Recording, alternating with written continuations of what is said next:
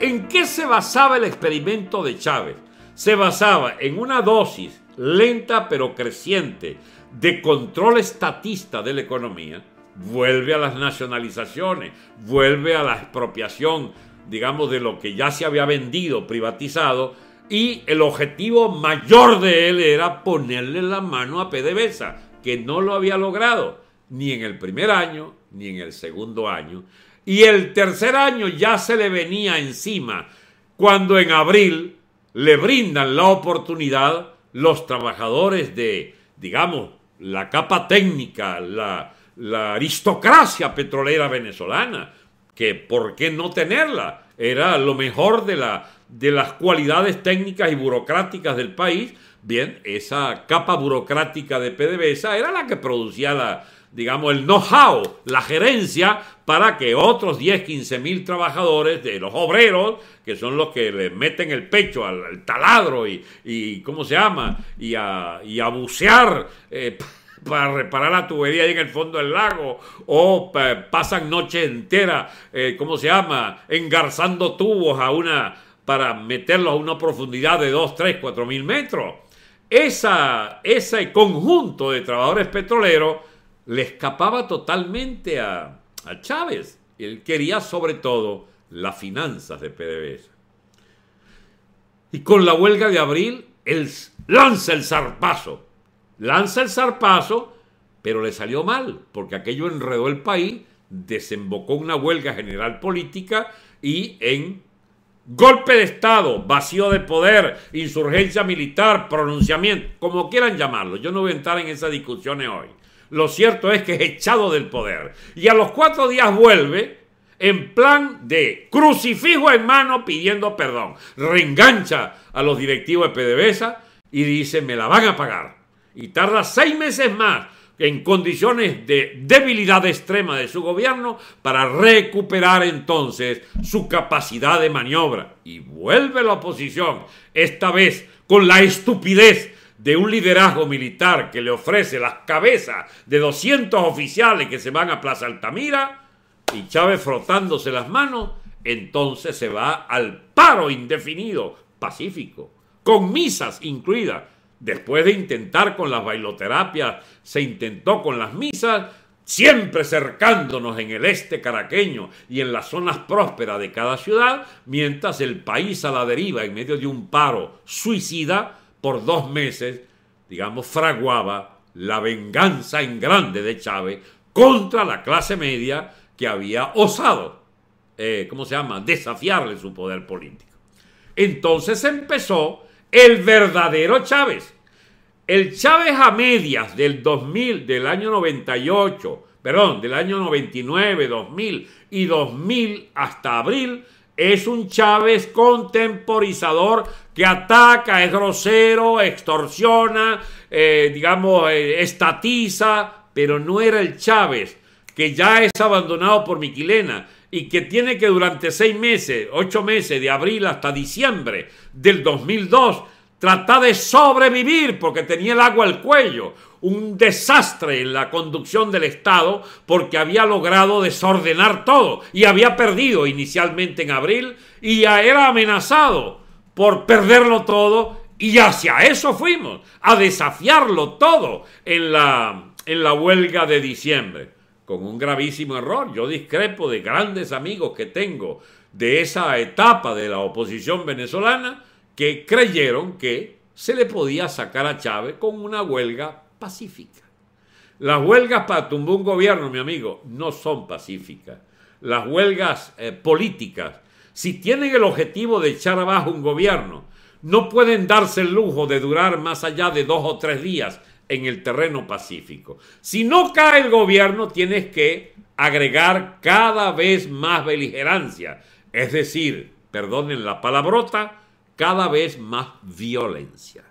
Y si el gobierno no cede con ese aumento de la violencia, me refiero, por ejemplo, a apedrear edificios públicos, a quemar vehículos oficiales, a quemar las casas de partidos de gobierno, si no salen con eso, entonces tienes que lanzar la huelga a una fase insurreccional, es decir, con todo contra el gobierno, a echarles tiros para sacarlos del gobierno.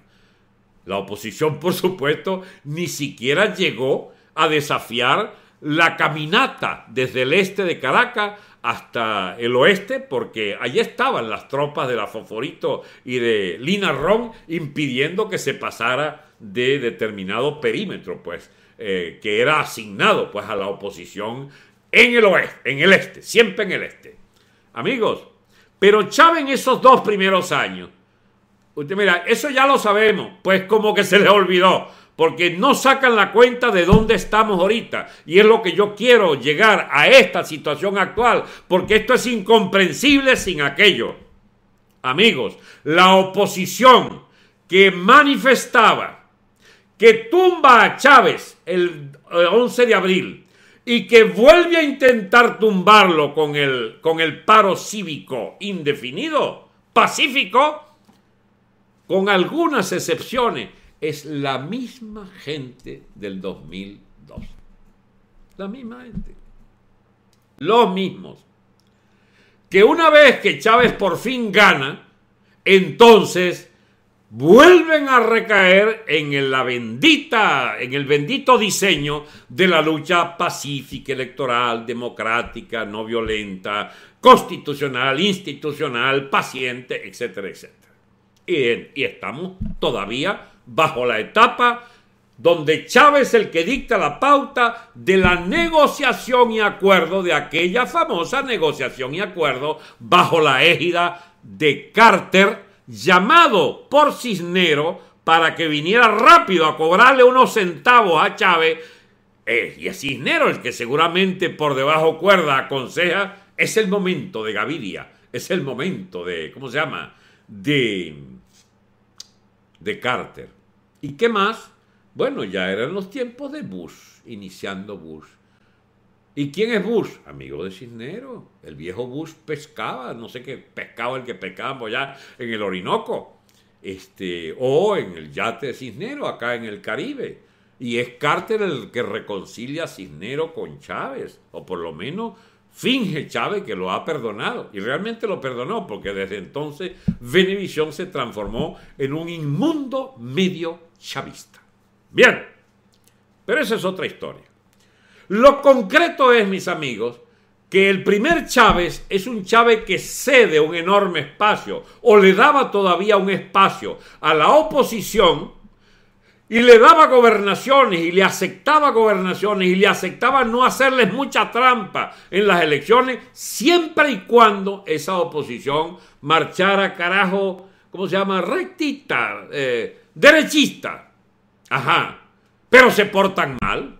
La gente nunca entendió por qué Chávez no le gustaba algo, o mucho, no le gustaba Leopoldito, y no le gustaba los Caprilito y compañía.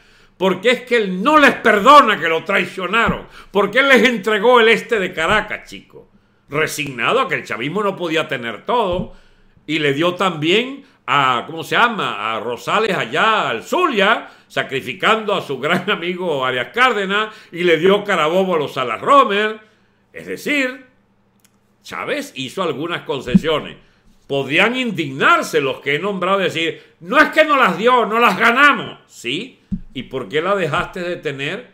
Cuando Chávez le dio la gana, lo sacó. O los herederos de Chávez lo sacaron. No, es que habían unos votos que a veces se contaban medio bien y a veces se contaban muy mal para la oposición. Porque todo eso eran opciones políticas. Por ejemplo, si es que esto llegara a unas elecciones a gobernadores, yo pudiera hasta apostar que la oposición saca 8 o 10, no saca los 23. No son locos los chavistas para darle las 23 gobernaciones de estado a la oposición, pero sí le puede dar una buena decena. Eso, mira, usted puede apostar real con esto que le estoy diciendo y se puede ganar unos reales de algún venado que crea que pueden tener todas las gobernaciones. El gobierno escogerá este sí, este no, este no. Ya verá, por ejemplo, los estados de la ruta del narcotráfico no se tocan, esos son chavistas, etc. Bien, pero ¿qué es lo que quiero plantear? Desde el primer día del chavismo hasta hoy, y a pesar de Maduro, que vulneró, que destruyó buena parte de ese tejido complejo que había, fabricado Chávez para tenerles su pesebre a la oposición. Desde el primer día hasta hoy viene lo que se llama operar con cuentadantes. ¿Qué es un cuentadante, mi amigo? Cuentadante es una persona que tiene firma por el Estado o por una dependencia del Estado para contratar, para asignar recursos, para pagar, etcétera, etcétera. Amigos, nuestros opositores, los dirigentes de nuestra oposición han sido, desde el primer día hasta hoy, cuentadantes del régimen.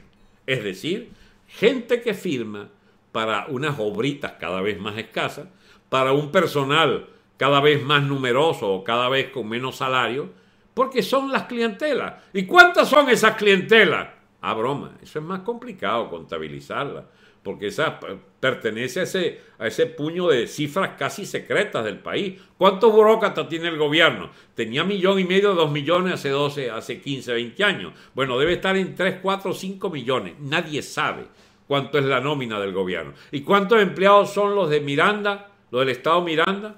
No sé, puede ser 30, 40 mil. ¿Cuántos tenía Carabobo? Tenía 35, 40 mil. ¿Cuántos tiene la alcaldía mayor? Tenía muchos, pero no pudo mantener sino la 10ª parte. ¿Cuántos tenía Rosales? 50, 55 mil, 60 mil, nadie sabe. Pero se los quitó una parte importante, se los quitó el chavismo y entonces se atrincheraron, caramba, en la municipalidad de Maracaibo. Tuvieron que cederla con aquel que ahora vive en Italia, ¿cómo se llama? Un chavista allí que les ganó la alcaldía de Maracaibo 4 años. Mientras tanto, el Arias Cárdenas les ganó la alcaldía, la gobernación, pero entonces cambiaron. Y Táchira, la dorada Táchira. Y bueno, el Copellano Estrella, Peña, no sé qué cosa. Ese le puso la mano a esa vaina y Dios mío, parece que desaparecieron hasta las posetas. Pero es que no ven ustedes que el problema de nuestra oposición es que es la ambucia.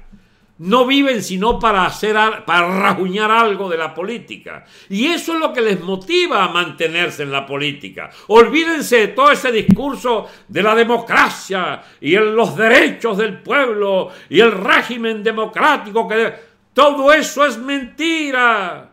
Es una casta sencillamente de asalariados del régimen, de una casta de chulos del régimen. Por supuesto, la parte del león, 9 de cada 10 dólares son para el gobierno, y 1 de cada 10 bolívares, no dólares, son para la oposición. La oposición no tiene derecho a dólares. Tiene solo bolívares devaluados.